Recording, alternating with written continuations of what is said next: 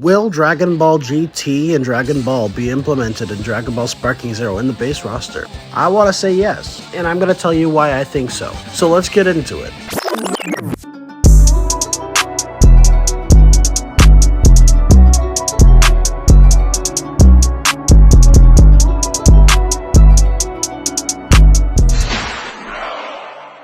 So far, everything we're being told from the director and producer of this game is that most, if not everything, from Dragon Ball Budokai Tenkaichi 3, Dragon Ball Z, and Dragon Ball Super are going to be in this game. But that doesn't necessarily mean everything from Budokai Tenkaichi 3 will come back to this game. We've already seen the fact that they cannot reproduce the same type of split screen mode that we used to play in the past, but they have given us offline split screen mode, and they have tried to re-implement the classic controls with some slight alterations. In this statement, I can only assume what they are trying to intend is that this is going to be a continuation with some slightly new modifications to the original Tenkaichi series. With that being said, it would be a complete waste of time to go back and backtrack completely just to re-release characters that have already been in previous titles for DLC. It would only make sense that GT and Dragon Ball characters would be included in this game's roster because of the fact that they were already included in the last game's roster. I get that this is a new game, but they're stating that this is also going to be a continuation of the previous games. The only new thing is that the fact that Dragon Ball Super is going to be included in the base roster.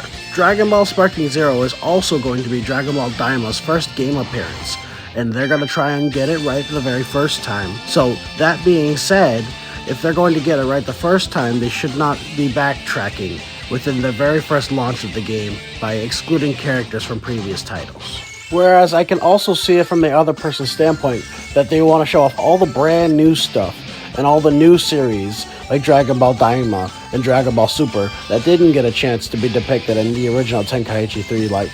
So, with that also being said, I can also see where they're coming from. My point / my opinion is that if you guys exclude characters from Dragon Ball Budokai Tenkaichi 3 because of the fact that they're GT or Dragon Ball and add them as DLC later, you're backtracking completely.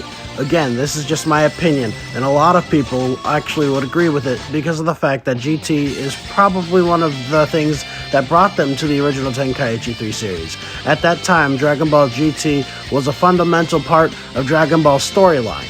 Dragon Ball Super did not exist, and Dragon Ball Daima did not exist as continuations. GT was the finalization of the series, with Super Saiyan 4 being included in the most powerful transformation at that time. It would only make sense for us older fans that we would get something that we really look forward to in a Dragon Ball title. But that being said, there are some screenshots from characters that have not been revealed yet that may or may not also hint at the release of these Dragon Ball and Dragon Ball GT characters. We see a screenshot of Zarbon here, and it looks like he's fighting Super Saiyan Vegeta. And you can also see here a cluster of Goku screenshots. But if you look in the background, you can see a screenshot of Goku powering up a blue aura in his fists, which is actually the ultimate attack that he used on Demon King Piccolo in Dragon Ball. So from what I can see from the screenshot alone, we are at least getting Dragon Ball Kid Goku. A lot of people are stating that this might be Dragon Ball Daima Kid Goku, but we don't know anything about that Kid Goku at this point in time. So I can only assume that this is going to be Kid Goku from Dragon Ball. There was also screenshots of Cybermen and a whole bunch of other things. And if you go back and watch the trailer for the custom battles, you'll also see these screenshots. And you zoom in, you'll most likely see what everyone else saw, which is a ton of hidden characters. But that's not all. There's also the fact that the Raging Blast series was also a continuation and a great successor for the original Budokai Tenkaichi series. But what Raging Blast 2 had did differently was the fact that they included 2 brand new characters that were what-ifs to the entire Dragon Ball story in the game's roster. But that being said, do you guys think we'll be getting what-if characters like Super Saiyan 3 Broly and Super Saiyan 3 Vegeta in this new title? And who is the hidden fighter that we'll be getting early access to? Only time will tell. There are 2 more things I'd like to go over with everyone today. The fact being, Budokai Tenkaichi 3 had certain select characters who were able to hit giant characters with rush ultimate attacks. Those ultimate attacks being Brave Sword Slash used by Tapion, Heat Dome Attack by future Armored Trunks, and Dragon Fist by Super Saiyan 3 Goku, Super Saiyan 4 Goku, and the list goes on.